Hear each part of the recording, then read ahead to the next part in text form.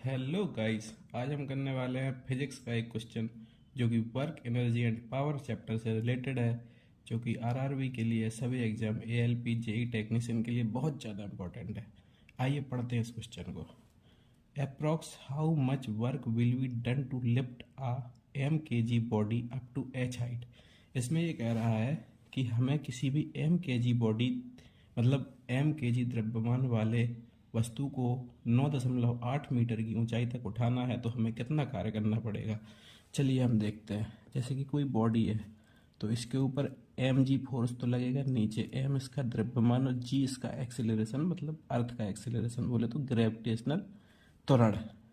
तो इसे ऊपर उठाने के लिए हमें एम जी से थोड़ा सा ज़्यादा मास लेना पड़ेगा, तब हम जाके इसे ऊपर की तरफ उठा पाएंगे।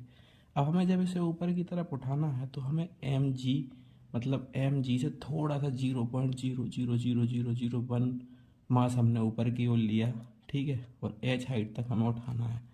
तो वर्क का फॉर्मूला क्या होता है? Force into displacement. तो फोर्स हमारा हो गया एम जी, डिस्प्लेसमेंट हो गया एच।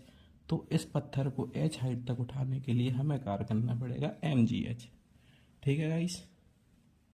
सॉरी भाइयों, मैंने एक जगह गलती से इसे 9.8 मीटर हाइट बोल दिया था, तो इसमें थोड़ा सा करेक्शन है कि अगर अपन 9.8 मीटर की हाइट तक उठाते हैं तो फोर्स तो एम जी ही लगेगा, लेकिन हाइट 9.8 हो जाएगी।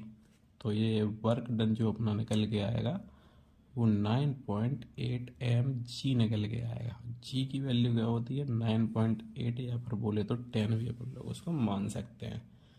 और एक बात और याद रखनी है कि अगर फोर्स और डिस्प्लेसमेंट एक ही डायरेक्शन में होते हैं, उनके बीच में 0 डिग्री का कोण होता है, तो cos थीटा की वैल्यू 1 हो जाती है, जिससे कि वर्क डन मैक्सिमम होता है उस टाइम पे।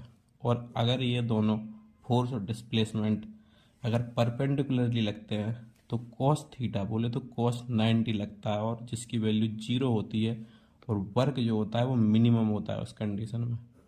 Thanks Bros.